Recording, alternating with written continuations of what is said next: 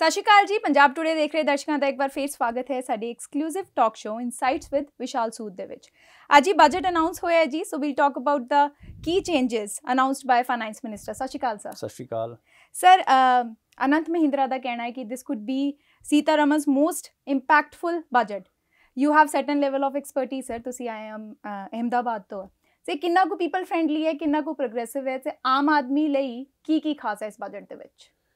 ਦੇਖੋ, ਮੈਂ ਜੇ ਇੱਕ ਮੁਹਾਵਰਾ ਹੈ ਇੰਗਲਿਸ਼ ਦਾ, if you will give fish to someone you will feed him for a day, but if you will teach him fishing you will feed him for the rest of his life. ਇਹ budget basically ਉਸ direction 'ਚ ਜਾ ਰਿਹਾ ਹੈ। Government ਨੇ ਜੋ ਸਾਡੀਆਂ socialist government ਪਹਿਲਾਂ ਰਹੇ ਨੇ, ਉਹਨਾਂ ਸੀ ਅਸੀਂ ਲੋਕਾਂ ਨੂੰ ਫਿਸ਼ ਦਿੰਦੇ ਰਹੀਏ ਤਾਂ ਕਿ ਉਹ ਸਾਡੇ ਤੇ ਡਿਪੈਂਡੈਂਟ ਰਹਿਣ। ਇਸ ਗੌਰਮੈਂਟ ਨੇ ਪਹਿਲੀ ਵਾਰੀ ਫਿਸ਼ਿੰਗ ਸਿਖਾਉਣ ਦਾ ਕਿ ਬਈ we will teach you fishing ਤਾਂ ਕਿ so that you become self dependent. ਮੈਂ ਇਸ ਬਜਟ ਨੂੰ that's why I think probably Anand Mahindra ji ਨੇ ਕਿਹਾ it is the most impactful budget ਜੀ। ਆਪਾਂ ਆਪਣੀ ਲਾਸਟ ਡਿਸਕਸ਼ਨ 'ਚ ਗੱਲ ਕਰਦੇ ਬਈ ਕੈਪੀਟਲ ਐਕਸਪੈਂਡੀਚਰ ਵਧਾਉਣ ਦੀ ਜੀ। ਇਸ ਬਜਟ 'ਚ ਫੋਰਚੂਨੇਟਲੀ ਗੌਰਮੈਂਟ ਨੇ 35.8% ਕੈਪੀਟਲ ਐਕਸਪੈਂਡੀਚਰ ਵਧਾਇਆ ਜੀ, ਵਿਚ ਇਜ਼ 5.5 ਲੱਖ ਤੋਂ ਰਫਲੀ 7.5 ਲੱਖ ਕਰੋੜ ਦਾ ਸਾਡਾ ਕੈਪੀਟਲ ਐਕਸਪੈਂਡੀਚਰ ਹੋਏਗਾ। ਹੁਣ ਇਹਦਾ ਫਰਕ ਕੀ ਪੈਂਦਾ ਇੱਕ ਆਮ ਆਦਮੀ ਦੀ ਲਾਈਫ 'ਚ? ਕੀ ਫਰਕ ਪੈਂਦਾ? ਜਦੋਂ ਗੌਰਮੈਂਟ ਪੈਸੇ ਖਰਚਦੀ ਹੈ ਉਹਦਾ ਇੱਕ ਮਲਟੀਪਲਾਇਰ ਇਫੈਕਟ ਹੁੰਦਾ। ਗੌਰਮੈਂਟ ਜਦੋਂ ਇਨਫਰਾਸਟਰਕਚਰ ਬਣਾਉਂਦੀ ਆ, ਗੌਰਮੈਂਟ ਜਦੋਂ ਇੱਕ ਕੋਈ ਚੀਜ਼ਾਂ ਖਰੀਦੀ ਵੀ ਆ, ਜਾਂ ਲੈਟਸ ਸੇ ਆਰਮੀ ਦੇ ਲਈ ਇਨਫਰਾਸਟਰਕਚਰ ਖਰੀਦੀ ਆ, ਉਹਦੇ ਨਾਲ ਬਹੁਤ ਸਾਰੀਆਂ ਨੌਕਰੀਆਂ ਜਨਰੇਟ ਹੁੰਦੀਆਂ ਨੇ, ਇਨਵੈਸਟਮੈਂਟਸ ਹੁੰਦੀਆਂ ਨੇ, ਹੋਰ ਉਹ ਫਿਰ ਉਹ ਲੋਕੀ ਵੀ ਪੈਸਾ ਖਰਚਦੇ ਨੇ ਤੇ ਉਹਦਾ ਇੱਕ ਮਲਟੀਪਲਾਇਰ ਆਉਂਦਾ ਕਿ ਇੱਕ ਤੇ 1 ਰੁਪਇਆ ਜੇ ਗੌਰਮੈਂਟ ਨੇ ਖਰਚਿਆ, ਉਹਦਾ ਜੇ ਮਲਟੀਪਲਾਇਰ ਜੇ 2 ਆ ਤੇ 2 ਰੁਪਏ ਹੋਰ ਇਕੋਨਮੀ 'ਚ ਐਡ ਹੁੰਦੇ ਨੇ। ਸੋ ਇਹ ਡਿਫਰੈਂਸ ਹੈ। ਇੱਕ ਗੌਰਮੈਂਟ ਕੋ ਤਰੀਕਾ ਹੈ, ਗੌਰਮੈਂਟ ਕਵੇ ਕਿ ਇਹ ਲੋ ਜੀ ਸਾਰਿਆਂ ਦੇ ਅਕਾਊਂਟ 'ਚ 2,000 ਰੁਪਏ ਪਾਤੇ ਹੈ ਨਾ, ਉਹ 2,000 ਰੁਪਏ ਆਏ, ਲੋਕਾਂ ਨੇ 2,000 ਰੁਪਏ ਖਰਚ ਲਏ। ਬਟ ਲੈਟਸ ਸੇ ਗੌਰਮੈਂਟ ਇਹ ਕਹਿੰਦੀ ਹੈ ਕਿ ਮੈਂ ਲੈਟਸ ਸੇ ਉਹਨਾਂ ਨੇ 1 ਕਰੋੜ ਲੋਕਾਂ ਨੂੰ 2,000 ਦੇਣਾ ਸੀ, 2,000 ਕਰੋੜ ਦੀ ਮੈਂ ਇਹ ਫੈਕਟਰੀ ਲਾਵਾਂਗੀ, ਜਾਂ ਮੈਂ ਇਹ basically I will create 1 road. ਜਦੋਂ ਰੋਡ 2,000 ਕਰੋੜ ਫਿਰ ਮਾਰਕੀਟ ਚਲਾ ਗਿਆ, it is distributed among different places, right. ਉਸ ਤੇ ਆਪਣੇ ਆਪ ਉਹਦੇ ਨਾਲ ਉਹ ਕੰਪਨੀਆਂ ਨੇ ਵੀ ਚੀਜ਼ਾਂ ਹੋਰ ਖਰੀਦਣੀਆਂ ਸ਼ੁਰੂ ਕੀਤੀਆਂ, ਜ਼ਿਆਦਾ ਇੰਪਲੋਈ ਹਾਇਰ ਕਰਨੇ ਸ਼ੁਰੂ ਕੀਤੇ, and ultimately there is a multiplier effect to this whole growth story ਜੀ। ਤੇ ਐਤਕੀ ਗੌਰਮੈਂਟ ਨੇ ਇਹ ਇੱਕ ਪੋਜ਼ਿਟਿਵ ਚੀਜ਼ ਕੀਤੀ ਹੈ ਕਿ ਆਪਣਾ ਕੈਪੀਟਲ ਐਕਸਪੈਂਡੀਚਰ ਤੇ ਲੋਕਾਂ ਦੇ ਲਈ ਉਹ ਇਨਵਾਇਰਮੈਂਟ ਇੱਕ ਹਾਈਵੇ ਬਣਾ ਕੇ ਦੇ ਰਹੀ ਹੈ ਹੁਣ ਗੌਰਮੈਂਟ ਤੁਹਾਨੂੰ, ਕਿ ਤਾਂ ਕਿ ਤੁਸੀਂ ਇੱਕ ਚੰਗੀ ਸਪੀਡ ਤੇ ਆਪਣੀ ਗਰੋਥ ਵੱਲ ਭੱਜੋ। ਪ੍ਰੋਗਰੈਸਿਵ ਤਾਂ ਹੈ, ਪ੍ਰੋਗਰੈਸਿਵ ਹੈ, ਫਿਊਚਰ ਰੈਡੀ ਹੈ। ਜੇ ਤੁਸੀਂ ਗੱਲ ਕਰੋ ਡਿਫੈਂਸ ਬਜਟ ਜੋ ਐਤਕੀ 5,25,000 ਕਰੋੜ ਹੋ ਗਿਆ, ਉਹਦੇ ਚੋਂ ਰਫਲੀ ਉਹਦੇ ਚੋਂ ਜਿਹੜਾ 1,47,000 ਜਾਂ 68,000 ਉਹਨਾਂ ਨੇ 68,000 ਕਰੋੜ ਜਿਹੜਾ ਇਕਵਿਪਮੈਂਟ ਖਰੀਦਣ ਲਈ ਲੈਣਾ ਹੈ, ਉਹ 'ਚ ਉਹਨਾਂ ਨੇ ਇਨਸ਼ੋਰ ਕਰਤਾ ਹੈ ਕਿ 68% ਜਿਹੜੀ ਪਰਚੇਜ਼ ਹੋਏਗੀ ਉਹ ਇੰਡੀਅਨ ਫਰਮ, ਦੇਸੀ ਫਰਮ ਤੋਂ ਹੋਏਗੀ। ਹੁਣ ਜਦੋਂ 68% ਦੇਸੀ ਫਰਮ ਤੋਂ ਹੋਏਗੀ, ਜਾਂ ਤਾਂ ਟੈਕਨੋਲੋਜੀ ਆਏਗੀ, ਇੱਥੇ ਇਨਵੈਸਟਮੈਂਟਸ ਹੋਣਗੀਆਂ, ਨੌਕਰੀਆਂ ਵੀ ਲੋਕਲ ਮਿਲਣਗੀਆਂ, ਸਾਡੀ ਟੈਕਨੋਲੋਜੀ ਅੱਗੇ ਵਧੇਗੀ। ਸੋ ਇਸ ਤਰ੍ਹਾਂ ਦੇ ਉਹਨਾਂ ਨੇ ਕੀਤੇ ਨੇ ਫਿਰ ਰਿਵਰ ਇੰਟਰਲਿੰਕਿੰਗ, ਉਹਦਾ ਐਗਰੀਕਲਚਰ ਤੇ ਬਹੁਤ ਪੋਜ਼ਿਟਿਵ ਇੰਪੈਕਟ ਆਏਗਾ। ਜਿਹੜੀ ਨੇਚਰ ਦੇ ਰਿਵਰ ਇੰਟਰਲਿੰਕਿੰਗ ਦਾ ਇਹ ਫਾਇਦਾ ਹੈ ਕਿ ਇੱਕ ਥਾਂ ਤੇ ਸਾਡੇ ਦੇਸ਼ 'ਚ ਕੀ ਹੁੰਦਾ, ਕਈ ਥਾਂ ਤੇ ਬਾਰਿਸ਼ ਨਾਲ ਬਾੜ ਆਈ ਹੁੰਦੀ ਹੈ, ਦੂਜੀ ਥਾਂ ਤੇ ਸੁੱਕਾ ਪਿਆ ਹੁੰਦਾ ਹੈ। ਰਿਵਰ ਇੰਟਰਲਿੰਕਿੰਗ ਕਰਦੀ ਹੈ ਕਿ ਇਕੁਅਲੀ ਡਿਸਟਰੀਬਿਊਟ ਕਰਨ ਨੂੰ ਪਾਣੀ, ਤੇ ਸਾਰਿਆਂ ਦਾ ਕੰਮ ਚੱਲ ਜਾਂਦਾ। ਅਲਟੀਮੇਟਲੀ ਰੇਨਫਾਲ ਜੇ ਓਵਰਆਲ ਐਗਰੀਗੇਟ ਲੈਵਲ ਤੇ ਜ਼ਿਆਦਾ ਫਰਕ ਨਹੀਂ ਹੁੰਦਾ, ਪਰ ਏਰੀਆ ਵਾਈਜ਼ ਡਿਸਟਰੀਬਿਊਸ਼ਨ ਕਾਰਨ ਉੱਥੇ ਵੀ ਫਸਲ ਖਰਾਬ, ਉੱਥੇ ਵੀ ਫਸਲ ਖਰਾਬ। ਤੇ ਇਹ ਸਾਰੇ ਲੌਂਗ ਟਰਮ ਇਨਵੈਸਟਮੈਂਟ ਪ੍ਰੋਜੈਕਟ, ਮੈਂ 2 ਗੱਲ ਕੀਤੀ ਹੈ, ਐਗਰੀਕਲਚਰ ਦੀ, ਡਿਫੈਂਸ ਦੀ, ਐਜੂਕੇਸ਼ਨ 'ਚ 18% ਦੀ ਗਰੋਥ ਦਿੱਤੀ ਆ। 200 ਚੈਨਲ, ਹੁਣ ਵੇਖੋ ਅੱਜ ਕੱਲ੍ਹ ਪਿਛਲੇ 2-3 ਸਾਲਾਂ 'ਚ ਜਿਹੜਾ ਕਰੋਨਾ ਆਇਆ, ਲੋਕੀ ਘਰ ਬਹਿ ਕੇ ਪੜ੍ਹਦੇ ਸੀ। ਹੁਣ ਗੌਰਮੈਂਟ ਨੇ ਕੀ ਕੀਤਾ ਹੈ ਕਿ 1 ਕਲਾਸ 1 TV, ਠੀਕ ਹੈ, ਉਸ 1 TV ਦਾ ਮਤਲਬ ਹੈ ਕਿ 200 ਕੋਰਸਿਸ ਦੇ ਉੱਤੇ TV ਚੈਨਲ ਚੱਲਣਗੇ। ਜੇ ਮੈਂ 8ਵੀਂ ਦਾ ਬੱਚਾ ਹਾਂ, ਰਾਈਟ, ਮੈਂ ਆਪਣੇ ਘਰ ਬਹਿ ਕੇ 200 TV ਚੈਨਲ ਨੇ, ਮੈਂ ਆਪਣੀ 8ਵੀਂ ਦਾ ਪੂਰਾ ਪ੍ਰੋਗਰਾਮ TV ਤੇ ਵੇਖ ਸਕਦਾ। TV ਤੇ ਸਾਰੇ ਘਰਾਂ 'ਚ ਹੈ, ਸਮਾਰਟਫੋਨ ਹਰ ਕਿਸੇ ਲਈ ਅਲੱਗ-ਅਲੱਗ ਹੋ ਨਹੀਂ ਸਕਦਾ, ਉਹ ਬੱਚਿਆਂ ਲਈ ਵੈਸੇ ਵੀ ਅਨਹੈਲਦੀ ਹੈ ਛੋਟੀ ਸਕਰੀਨ ਤੋਂ ਦੇਖਣਾ, ਤੇ ਫਿਰ ਤੁਸੀਂ ਕੰਟਰੋਲ ਨਹੀਂ ਕਰ ਸਕਦੇ। ਤਾਂ ਆਈ ਥਿੰਕ ਇਸ ਕਾਫੀ ਪ੍ਰੋਗਰੈਸਿਵ ਸਟੈਪ ਨੇ, ਤੇ ਆਨੰਦ ਮਹਿੰਦਰਾ ਜੀ ਇਹ ਗੱਲ ਬਿਲਕੁਲ ਠੀਕ ਬੋਲੀ ਉਹਨਾਂ ਨੇ। ਸਰ, ਟੈਕਸ ਨੂੰ ਲੈ ਕੇ ਕੀ ਸਿਗਨੀਫੀਕੈਂਟ ਚੇਂਜਸ ਹੈ? ਕਿਉਂਕਿ ਜਿੱਥੇ ਤੱਕ ਮੈਨੂੰ ਸਮਝ ਆਉਂਦਾ, ਮੈਨੂੰ ਤਾਂ ਕੋਈ ਖਾਸ ਫਰਕ ਨਜ਼ਰ ਨਹੀਂ ਆ ਰਿਹਾ। ਦੇਖੋ, ਟੈਕਸ 2 ਤਰ੍ਹਾਂ ਦਾ, ਡਾਇਰੈਕਟ ਤੇ ਇਨਡਾਇਰੈਕਟ। ਹੁਣ ਇਨਡਾਇਰੈਕਟ ਤੇ GST ਕਮੇਟੀ ਦੇ ਅੰਦਰ ਆਉਂਦਾ ਹੈ, ਜਿਹੜੀ ਦੇ ਵਿਲ ਡਿਸਾਈਡ। ਮੈਨੂੰ ਲੱਗਦਾ ਤੁਸੀਂ ਆਪਣੇ ਪਰਸਨਲ ਇਨਕਮ ਟੈਕਸ ਦੀ ਗੱਲ ਕਰਦੇ ਹੋ ਕਿ ਮੇਰੀ ਜੇਬ 'ਚ ਕਿੰਨਾ ਬਚਦਾ ਪਿਆ। ਆਈ ਥਿੰਕ ਇਸ ਬਜਟ ਦਾ ਮੈਸੇਜ ਹੀ ਇਹੋ ਹੀ ਆ ਕਿ ਜਿਹੜੀ ਟ੍ਰੈਡੀਸ਼ਨਲ ਸਾਡੀ ਸੋਚ ਸੀ ਕਿ ਐਤਕੀ ਮੇਰਾ ਟੈਕਸ ਕਿੰਨਾ ਬਚਣਾ ਹੈ, ਅਸੀਂ ਉਸ ਸੋਚ ਤੋਂ ਹਟੀਏ ਤੇ ਲੌਂਗ ਟਰਮ ਤਰੀਕੇ ਨਾਲ ਸੋਚੀਏ। ਉਹਦੇ 'ਚ ਹੁੰਦਾ ਕੀ ਹੈ ਕਿ ਜਦੋਂ ਗੌਰਮੈਂਟ ਸਪੈਂਡ ਕਰਦੀ ਆ, ਉਹਦੇ ਮਲਟੀਪਲਾਇਰ ਜ਼ਿਆਦਾ ਨੇ। ਜੇ ਲੋਕਾਂ ਦੇ ਹੱਥ 'ਚ ਪੈਸਾ ਜ਼ਿਆਦਾ ਦਿੰਦੇ ਹੋ, ਉਹਦੇ ਦੇਖੋ ਕਈ ਵਾਰੀ ਉਹਦੀ ਵੀ ਲੋੜ ਪੈਂਦੀ ਹੈ, ਰਾਈਟ। ਤੇ ਸਰਟਨ ਮੈਨੂੰ ਇਹ ਲੱਗਦਾ ਗਵਰਨਮੈਂਟ ਇਹ ਕਰ ਸਕਦੀ ਸੀ, 10 ਲੱਖ ਦੀ ਇਨਕਮ ਟੈਕਸ ਵਾਲਿਆਂ ਦੇ ਟੈਕਸ 'ਚ ਫਰਕ ਪਾ ਦਿੰਦੀ, ਹਾਇਰ ਇਨਕਮ ਵਾਲਿਆਂ 'ਚ ਨਾ ਪਾਉਂਦੀ ਜੀ, ਠੀਕ ਹੈ। ਉਹਦੇ ਨਾਲ ਬਹੁਤ ਜ਼ਿਆਦਾ ਇੰਪੈਕਟ ਵੀ ਨਹੀਂ ਆਣਾ ਸੀ ਉਹਨਾਂ ਦੇ ਬਜਟ ਆਊਟਲੇ ਤੇ, ਪਰ ਇਸ ਮਾਮਲੇ 'ਚ ਮੈਨੂੰ ਲੱਗਦਾ ਕਿ government could have done better, it would have improved the sentiments ਤੇ ਓਵਰਆਲ ਬਜਟ 'ਚ ਬਹੁਤ ਜ਼ਿਆਦਾ ਫਰਕ ਪੈਣਾ ਨਹੀਂ ਸੀ ਜੀ। ਸਰ ਡਿਜੀਟਲ ਯੂਨੀਵਰਸਿਟੀ ਦਾ ਜੋ ਉਪਰਾਲਾ ਸਰਕਾਰ ਕਰਨ ਜਾ ਰਹੀ ਹੈ, ਇਹਦੇ ਨਾਲ ਐਜੂਕੇਸ਼ਨ ਇੰਡਸਟਰੀ 'ਚ ਕਿੰਨਾ ਕੁ ਫਰਕ ਪੈ ਸਕਦਾ? ਦੇਖੋ digital university could be a game changer. ਹੁਣ ਤੁਸੀਂ ਵਰਲਡ ਕਲਾਸ ਟੀਚਰ ਹਰ ਵੇਲੇ ਤੁਸੀਂ ਤੇ ਈਵਨ ਕਰੰਟ ਯੂਨੀਵਰਸਿਟੀਜ਼ ਵੀ number of students enrolment better ਕਰ ਸਕਦੀ ਹੈ। ਇਨਫਰਾਸਟ੍ਰਕਚਰ ਬਣਾਉਣਾ ਹਰ ਵਾਰੀ ਪੋਸੀਬਲ ਨਹੀਂ ਹੁੰਦਾ। ਜੇ ਤੁਹਾਡਾ ਪੈਸਾ, ਵੇਖੋ ਐਜੂਕੇਸ਼ਨ ਦਾ ਕੰਮ ਕੀ ਆ, ਮੇਨਲੀ ਤੇ ਇਹਦੇ ਦੋ ਸਤੰਭ ਨੇ ਐਜੂਕੇਸ਼ਨ ਦੇ, ਟੀਚਰ ਤੇ ਸਟੂਡੈਂਟ ਜੀ। ਸਾਡੇ ਜਿਹੜੇ ਗੁਰੂਕੁਲ ਹੁੰਦੇ ਸੀ, ਇੱਕ ਪੇੜ ਦੇ ਥੱਲੇ ਬੈਸਟ ਟੀਚਰ ਤੇ ਬੈਸਟ ਸਟੂਡੈਂਟ ਬਹਿ ਕੇ ਪੜ੍ਹਦੇ ਸੀ, ਕੋਈ ਉਹਨਾਂ ਨੂੰ ਏਸੀ ਰੂਮ ਦੀ ਲੋੜ ਨਹੀਂ ਸੀ, ਕਿਸੇ ਹੋਰ ਚੀਜ਼ ਦੀ ਲੋੜ ਨਹੀਂ ਸੀ, but interaction was high quality. Basically ਉਹ ਜਿਹੜਾ ਬਾਕੀ ਸਾਰਾ ਇਨਫਰਾਸਟ੍ਰਕਚਰ ਹੈ ਨਾ, ਉਹਦਾ ਟ੍ਰਾਂਜੈਕਸ਼ਨ ਕਾਸਟ ਹੈ, ਪੈਰੀਫਰਨਲੀਆ ਕਾਸਟ ਹੈ ਜੀ। ਡਿਜੀਟਲ ਟੈਕਨੋਲੋਜੀ ਨੇ ਅਲਾਉ ਕਰਤਾ ਕਿ ਤੁਸੀਂ ਫਿਜ਼ੀਕਲ ਇਨਫਰਾਸਟ੍ਰਕਚਰ ਜਿਹੜਾ ਨੌਨ ਐਜੂਕੇਸ਼ਨ, ਹੁਣ ਦੀਵਾਰਾਂ ਤੇ ਪੜ੍ਹਾਈ 'ਚ ਕੋਈ ਹੈਲਪ ਨਹੀਂ ਕਰਦੀਆਂ ਪਈਆਂ, ਹੈ ਨਾ। ਬੈਂਚ ਜਾਂ ਤੁਸੀਂ ਆਪਣੀ ਚੇਅਰ ਤੇ ਬੈਠੇ ਹੋ, ਬੈਂਚ ਤੇ ਬੈਠੇ ਹੋ, ਡਜ਼ਨਟ ਮੇਕ ਐਨੀ ਡਿਫਰੈਂਸ। ਜੇ ਤੁਸੀਂ ਹਰ ਵੇਲੇ ਲਰਨ ਕਰ ਪਾਓ, ਜ਼ਿਆਦਾ ਲੋਕੀ ਵਰਲਡ ਕਲਾਸ ਟੀਚਰਾਂ ਕੋਲ ਪੜ੍ਹ ਪਾਣ, ਇਹ ਬਹੁਤ ਹੀ ਟ੍ਰਿਮੈਂਡਸ ਬੈਨੀਫਿਟ ਹੋ ਸਕਦਾ ਜੇ ਡਿਜੀਟਲ ਯੂਨੀਵਰਸਿਟੀਜ਼ ਨੂੰ ਸੀਰੀਅਸਲੀ ਕੁਆਲੀਟੇਟਿਵ ਤਰੀਕੇ ਨਾਲ ਕੀਤਾ ਜਾਵੇ। Sir RBI will launch it's on crypto currency, digital currency, ਇਹ ਹੋਣ ਕਰਕੇ ਇਨਵੈਸਟਮੈਂਟ 'ਚ ਕਿੰਨਾ ਕੁ ਬਦਲਾਅ ਆ ਸਕਦਾ ਆਉਣ ਵਾਲੇ ਸਮੇਂ 'ਚ? ਦੇਖੋ ਗਵਰਨਮੈਂਟ ਦਾ ਜਿਹੜਾ ਹੈ ਆਪਣੀ ਡਿਜੀਟਲ ਕਰੰਸੀ ਲਾਂਚ ਕਰਨ ਦਾ ਜਿਹੜਾ ਪ੍ਰੋਗਰਾਮ ਹੈ, ਮੈਨੂੰ ਤੇ ਕੁਝ ਇਹਦੀ ਇੰਨੀ ਖਾਸ ਵੈਲਿਊ ਮੈਂ ਨਹੀਂ ਕੁਝ ਖਾਸ ਸਮਝ ਪਾ ਰਿਹਾ। ਤੁਸੀਂ ਡਿਜੀਟਲ ਐਂਡ ਜਿਹੜਾ ਰੁਪੀ ਹੈ ਨਾ, ਹੁਣ ਤੁਸੀਂ ਆਨਲਾਈਨ ਟ੍ਰਾਂਜੈਕਸ਼ਨ ਕਰੋ ਜਾਂ ਫਿਜ਼ੀਕਲ ਰੁਪੀ ਨਾ ਕਰੋ, ਉਹਦਾ ਨਾਮ ਤੁਸੀਂ ਡਿਜੀਟਲ ਕਰੰਸੀ ਰੱਖਤਾ ਹੈ। ਹੁਣ ਉਹਦੀ ਵੈਲਿਊਏਸ਼ਨ ਕੀ ਹੋਏਗੀ, how it will be different from rupee, ਇੱਕ ਦੇਸ਼ 'ਚ ਦੋ ਕਰੰਸੀਆਂ ਕਿਵੇਂ ਚੱਲਣਗੀਆਂ ਜੇ ਡਿਫਰੈਂਟ ਕਰੰਸੀ ਹੈ, ਦੋਸ ਕੁਐਸਚਨਸ ਉਹਦੇ ਫਾਈਨ ਪ੍ਰਿੰਟ 'ਚ ਅਜੇ ਜਾਣ ਦੀ ਲੋੜ ਹੈ, ਵਿਚ ਆਈ ਹੈਵ ਨਾਟ ਗੋਨ। ਹੁਣ ਉਹਨਾਂ ਨੇ ਜਿਹੜੇ ਹੈਗੇ ਨੇ ਡਿਜੀਟਲ ਅਸੈਟਸ ਜਿਵੇਂ ਕ੍ਰਿਪਟੋ ਕਰੰਸੀ ਮੇਨਲੀ, ਉਹ ਤੇ 30% ਟੈਕਸ ਲਾਤਾ ਹੈ ਨਾ। ਕਾਫੀ ਲੋਕੀ ਜਿਨ੍ਹਾਂ ਨੇ ਪੈਸੇ ਲਾਏ ਨੇ, they are worried about it. ਪਰ ਕ੍ਰਿਪਟੋ ਕਰੰਸੀ ਦੇ ਉੱਤੇ ਉਹਨਾਂ ਦਾ ਟੈਕਸ ਲਾਉਣ ਦਾ ਪਰਪਸ ਹੈ ਵਾ, ਮੈਨੂੰ ਲੱਗਦਾ ਕਿ ਇਹਦਾ ਵੀ ਬੈਨੀਫਿਟ ਹੀ ਹੋਏਗਾ ਅਲਟੀਮੇਟਲੀ, ਬਿਕੋਜ਼ ਉਹ ਨਾ ਇੱਕ ਗੈਂਬਲਿੰਗ ਹੀ ਚੱਲਦੀ ਪਈ ਆ, ਲੋਕੀ ਜੂਆ ਖੇਡਦੇ ਪਏ ਆ, ਤੇ ਉਹ ਕਾਈਂਡ ਆਫ ਜੂਏ ਦਾ ਟੈਕਸ ਹੈ ਕਿ ਅਦਰਵਾਈਜ਼ ਕ੍ਰਿਪਟੋ ਕਰੰਸੀ। ਉਸ ਤੋਂ ਬਾਅਦ ਹੁਣ ਜੇ ਬੰਦਾ ਕ੍ਰਿਪਟੋ ਕਰੰਸੀ 'ਚ, ਹੁਣ ਕਾਫੀ ਲੋਕਾਂ ਨੇ ਪੈਸੇ ਲਾਏ ਹੋਏ ਆ, ਜੇ ਉਹ ਕ੍ਰਿਪਟੋ ਕਰੰਸੀ 'ਚ ਲਾਉਂਦੇ ਤਾਂ ਕਿੱਥੇ ਲਾਉਂਦੇ? ਸਮ ਆਪਣੇ ਕੋਈ ਮਿਊਚੁਅਲ ਫੰਡ ਚਲਾਉਂਦੇ, ਮਿਊਚੁਅਲ ਫੰਡ ਕੀ ਹੁੰਦਾ, ਕਿਸੇ ਕੰਪਨੀ ਦਾ ਹੁੰਦਾ, ਸ਼ਾਇਦ ਇਨਵੈਸਟਮੈਂਟ ਜਿਹੜੀ ਇਨਫਰਾਸਟ੍ਰਕਚਰ ਬੌਂਡਸ ਹੁੰਦੇ ਉਹਦੇ ਚਲਾਉਂਦੇ, ਜਾਂ ਗਵਰਨਮੈਂਟ ਦੇ ਕਿਸੇ ਬੈਂਕਾਂ 'ਚ ਰੱਖਦੇ, ਸ਼ੇਅਰ ਮਾਰਕੀਟ 'ਚ ਲਾਉਂਦੇ। So basically they would have gone the money would have been invested into something which is related to companies which are working on the ground ਜੀ। ਹੁਣ ਉਹ ਪੈਸਾ ਜਦੋਂ ਇੱਕ ਕ੍ਰਿਪਟੋ ਕਰੰਸੀ 'ਚ, ਇੱਕ ਗਲੋਬਲ ਮੂਵਮੈਂਟ 'ਚ, ਇੱਕ ਸਪੈਕੂਲੇਟਿਵ ਜੀ ਚੀਜ਼ ਚੱਲਦੀ ਪਈ ਆ, ਤੇ maybe it is my limited understanding of crypto currency, but it is very risky ਜੀ। ਉਹਦੀ ਵੈਲਿਊ ਕਿਸ ਬੇਸਿਸ ਤੇ ਕ੍ਰੀਏਟ ਹੋ ਰਹੀ ਹੈ, ਕਿਉਂਕਿ ਆਪਾਂ ਸਪਲਾਈ ਡਿਮਾਂਡ ਨੇ ਇੱਕ ਆਰਟੀਫਿਸ਼ੀਅਲੀ ਕ੍ਰੀਏਟਡ, ਐਵਰੀਵਨ ਸੇਇੰਗ, ਤੇ ਕੁਝ ਲੋਕਾਂ ਨੇ ਕਹਿਤਾ ਕਿ ਇੱਥੇ ਪੇਮੈਂਟ ਹੋ ਸਕਦੀ ਹੈ। ਹਾਲਾਂਕਿ ਇਟਸ ਹਜੇ ਤੇ ਉਹਨਾਂ ਨੇ, ਗਵਰਨਮੈਂਟ ਨੇ ਕੀ ਕੀਤਾ ਹੈ, ਸ਼ਾਇਦ ਗਵਰਨਮੈਂਟ ਵੀ ਕ੍ਰਿਪਟੋ ਕਰੰਸੀ ਤੋਂ ਉਹਦੇ এনवायरमेंट ਦੇ ਇੰਪੈਕਟ ਨੂੰ ਚੰਗੀ ਤਰ੍ਹਾਂ ਸਮਝ ਨਹੀਂ ਪਾ ਰਹੀ ਹੈ, ਤੇ ਉਹਨਾਂ ਨੇ ਰੈਦਰ ਦੈਨ ਫਾਈਨ ਟਿਊਨਿੰਗ ਅ ਪਾਲਿਸੀ, ਜਿੱਥੇ ਇੱਕ ਮੈਡੀਕਲ ਸਕੈਲਪਲ ਦੀ ਲੋੜ ਹੁੰਦੀ ਹੈ ਨਾ, ਜਿੱਥੇ ਉੱਥੇ ਉਹਨਾਂ ਨੇ RI ਚਲਾਤਾ।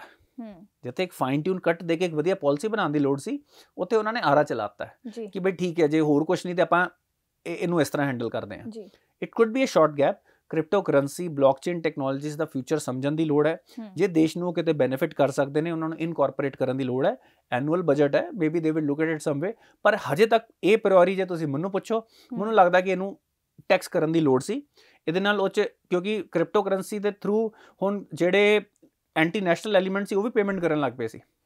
ਉਸ ਚੀਜ਼ ਨੂੰ ਵੀ ਵੇਖਣ ਦੀ ਲੋੜ ਹੈ। ਹੁਣ ਇੱਕ ਚੀਜ਼ ਜਿਹੜੀ ਜੀ 2 ਸਾਲ ਪਹਿਲਾਂ $10 ਦੀ ਸੀ, ਉਹ $40,000 ਦੀ ਕਿਵੇਂ ਹੋ ਸਕਦੀ ਹੈ? what are the fundamentals?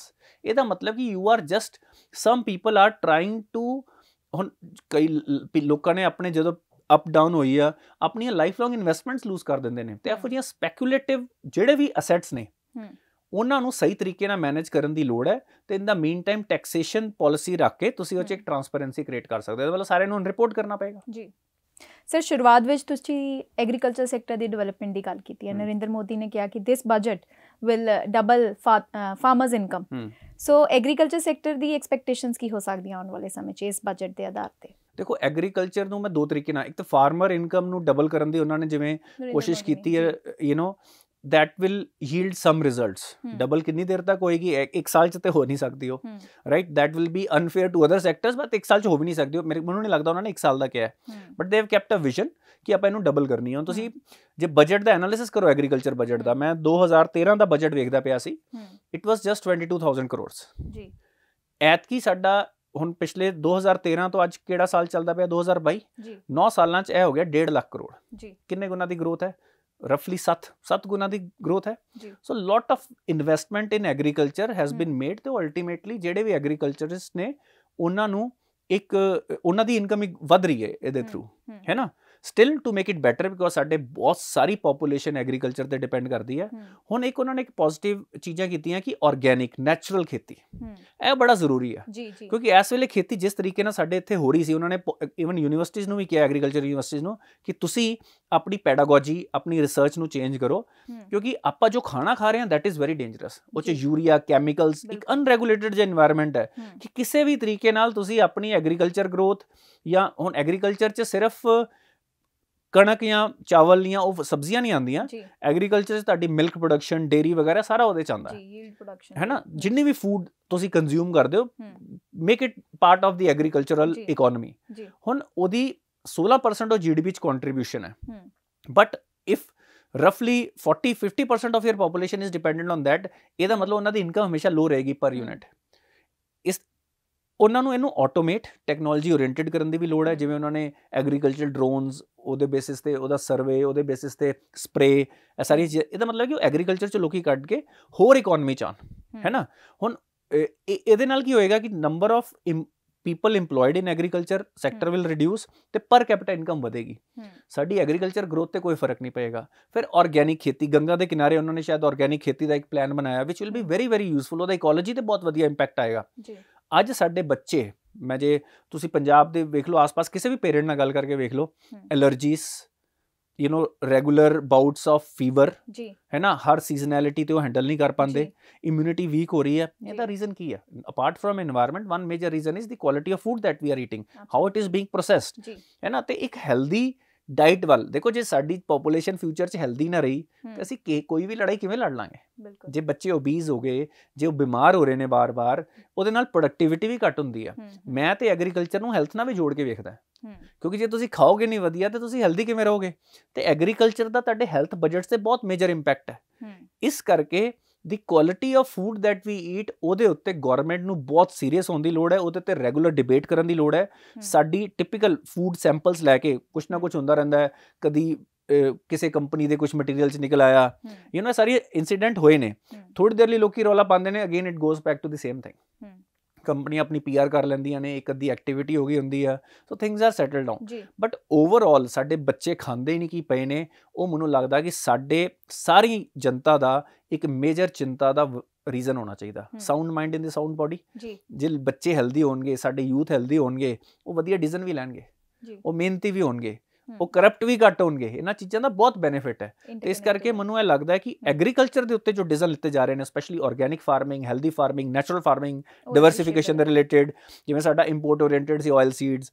ਹੁਣ ਮੈਂ ਕਿਉਂਕਿ ਸੌਫਟ ਆਇਲ ਟ੍ਰੇਡਿੰਗ 'ਚ ਕੰਮ ਕੀਤਾ ਹੋਇਆ ਸਿੰਗਾਪੁਰ 'ਚ, the way palm oil is produced and everything, it is not very healthy, ਹੈ ਨਾ। ਉਸ ਚੀਜ਼ ਨੂੰ ਸਾਨੂੰ, ਜੇ ਆਪਾਂ ਇੱਥੇ ਆਰਗੈਨਿਕ ਤਰੀਕੇ ਨਾਲ ਆਪਣੀ ਫੈਟ ਕੰਜ਼ੰਪਸ਼ਨ, ਵੇਖੋ ਫੈਟ ਵੀ ਜ਼ਰੂਰੀ ਆ, ਆਇਲ ਦੀ ਕੰਜ਼ੰਪਸ਼ਨ ਕਿਸੇ ਤਰੀਕੇ, ਜਿਹੜੀ ਖੇਤੀ ਹੋ ਰਹੀ ਹੈ, ਡਾਈਵਰਸਿਫਾਈਡ ਮਿਲਟਸ ਅਸੀਂ ਇੰਪੋਰਟ ਕਰਦੇ ਹਾਂ, ਇਹ ਸਾਰੀਆਂ ਚੀਜ਼ਾਂ ਵੇਖੋ। ਜਦੋਂ ਕੋਈ ਚੀਜ਼ ਤੁਸੀਂ ਖੇਤੀਬਾੜੀ ਖਾਣ ਦੀ ਚੀਜ਼ ਜਦੋਂ ਇੰਪੋਰਟ ਕਰਦੇ ਹੋ, ਵੈਸੇ ਬੜੀ ਅਨਹੈਲਦੀ ਹੋ ਜਾਂਦੀ ਹੈ। ਇੱਕ ਤੈਨੂੰ ਟਾਈਮ ਟਰੈਵਲ ਚਾਹੀਦਾ, ਉਹ ਵੈਸੇ ਵੀ ਇਕੋਲੋਜੀ ਤੇ ਪੋਲਿਊਸ਼ਨ ਹੈਗੀ ਉੱਥੇ, ਉਹ ਇਹ ਚੀਜ਼ਾਂ ਇੱਥੇ ਲੋਕਲ ਖਾਓ, ਲੋਕਲ ਇੱਕ ਜਨਰਲ ਪਾਲਿਸੀ ਹੋਣੀ ਚਾਹੀਦੀ ਆ।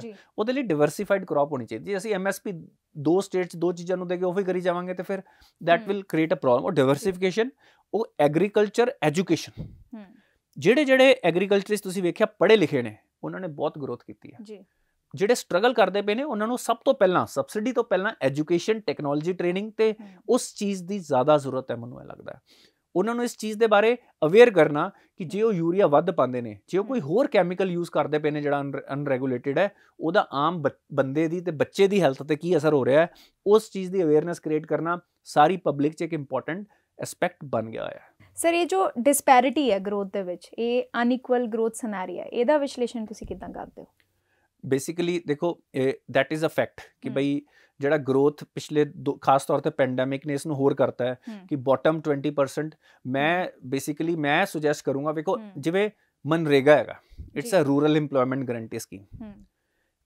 ਅੱਜ ਜਦੋਂ ਲੋਕਡਾਊਨ ਹੋਇਆ, ਛੋਟੇ ਛੋਟੇ ਰੈਸਟੋਰੈਂਟਸ 'ਚ, ਹੋਟਲਸ, ਢਾਬਿਆਂ 'ਚ, ਸਲੂਨਸ 'ਚ ਜਿਹੜੇ ਲੋਕੀ ਕੰਮ ਕਰਦੇ ਸੀ, ਰਿਟੇਲ ਸ਼ਾਪਸ 'ਚ, ਉਹ ਬੰਦ ਹੋਈਆਂ, they lose their jobs, salary reduction ਹੋਈਆਂ।